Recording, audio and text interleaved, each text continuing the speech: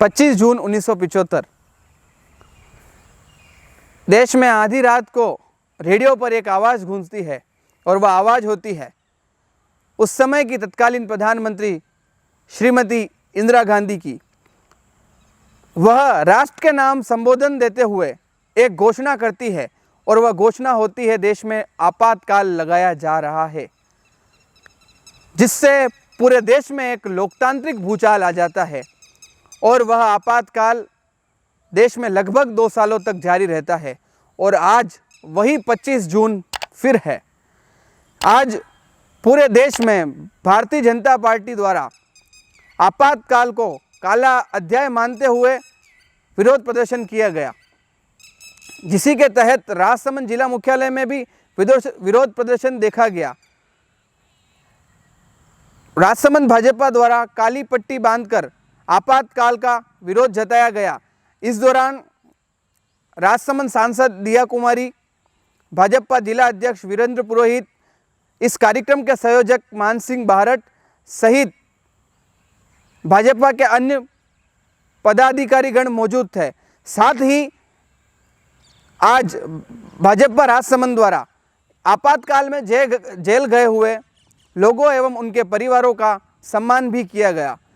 लीजिए चलते हैं आज के कार्यक्रम संयोजक मान सिंह जी बारट से, सुनते हैं उन्होंने क्या कहा। भाजपा 25 जून को काला दिवस मना रही है और यह काला दिवस 1975 को तत्कालीन प्रधानमंत्री इंदिरा गांधी ने अपने वर्चस्व का उपयोग करके और आपातकाल लागू किया।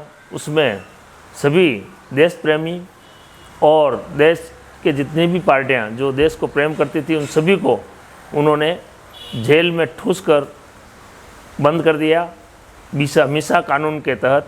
तो उस दिन से इस लोकतंत्र की हत्या जो इंदिरा गांधी ने की उसी 25 जून को आज हम काला दिवस मना रहे हैं। और काला दिवस मना के जो मिसा में जेलों में गए बंद रहे हैं उन सभी को जो आज जीवित हैं उनको सभी को हमने भारतीय जनता पार्टी द्वारा सम्मान किया। एवं जो आज इस दुनिया में नहीं हैं मगर उनके परिवार से जो लोग हैं उनको भी आज हम सब उनके घर जाके भारतीय जनता पार्टी के जिला अध्यक्ष, सांसद महोदय, विधायक महोदय और सभी कार्यकर्ता के साथ जाकर हम उनको सम्मान किया। इन दिनों राजसमंद में बाल विकास समिति काफ़ी सक्रिय भूमिका में नजर आ रही है। कल उन्होंने जेके सर्कल स्थित महावीर बर्तन भंडार पर एक बच्चे को बड़े ही रोचक तरीके से रेस्क्यू किया। कल बाल कल्याण समिति के कुछ सदस्य महावीर बर्तन भंडार पहुंचे, जहां उन्होंने नाटकीय अंदाज में मोल भाव कर अपने आप को खरीदार के रूप में बताया। उसके बाद उन्होंने वहां एक बाल श्रमिक को मजदूरी करते हुए देखा, जिसके बाद उन्होंने पुलिस को सूचना दी।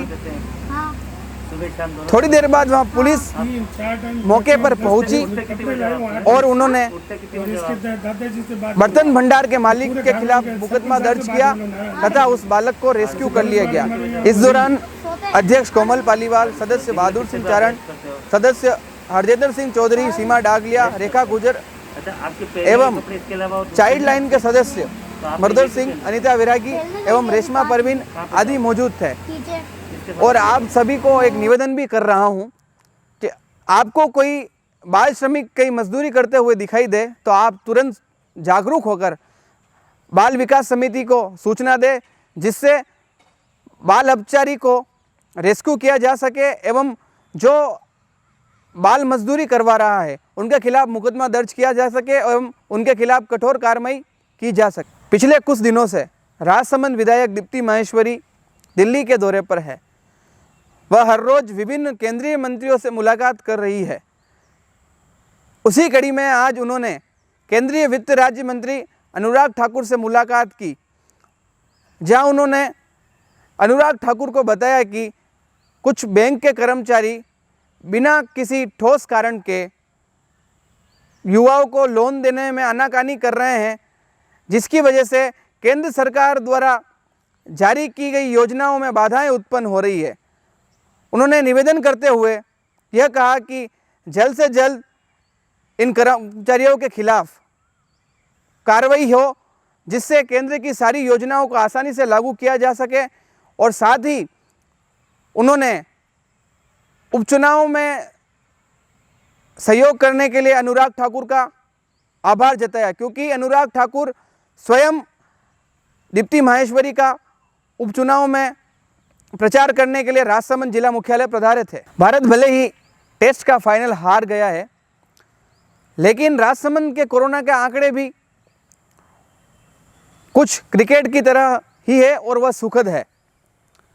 राजसमंद में आज कोरोना की टीम 0 पर आउट हुई है तथा मौत का आंकड़ा भी 0 है और रिकवरी की संख्या वालों ने आज सिक्सर लगाया है, यानी कि 6 जने ठीक होकर आज घर पहुंचे हैं और अब राजसमंद में एक्टिव केसों की संख्या मात्र 13 रही है। आज के सवाल जवाब के लिए चलते हैं हेमेंद्र सिंह जी की ओर। धन्यवाद गौरव जी। शुरुआत सवाल से करते हैं, फिर आप जवाब के लिए सवाल के लिए हमेशा सबसे लास्ट में जाते हैं, तो मैं चाह रहा हूँ सवाल पहले पूछ लेता हूँ।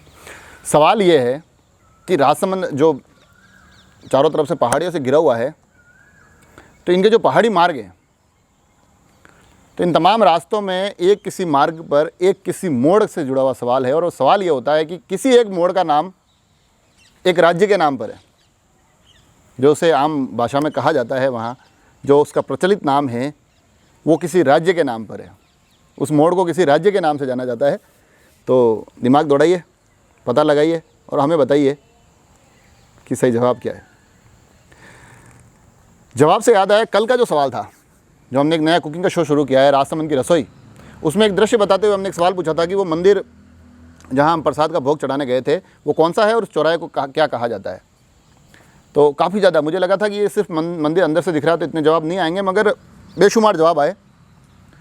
मगर सबसे पहले सही जवाब भेजा है रवि प्रकाश जी लड्ढा ने, तो आप हमारे विजेता होते हैं, आपको बहुत बहुत बधाई। और सही जवाब है बजरंग चौराहा उस जगह का नाम है, और उसके सेंटर में जो एक बालाजी महाराज का मंदिर है, ये वही मंदिर था। और इस मंदिर की सबसे खासियत ये है कि जब उसको पास से जाने वाले जो हाईवे का फ्लाईओवर है उससे हम देखते हैं या ऊपर की तरफ से उसको देखा जाता है, तो एक शिवलिंग की तरह दिखता है और वो बड़ा ही खूबसूरत लगता है, वो ऊपर से जो देखा हुआ नज़ारा है।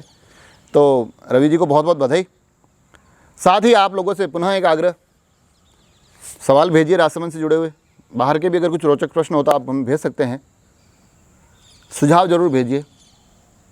और साथ ही अगर राजसमंद एक्सप्रेस को कुछ नए कार्यक्रम और अगर लाने चाहिए तो क्या होने चाहिए वो भी हम बताइए। धन्यवाद।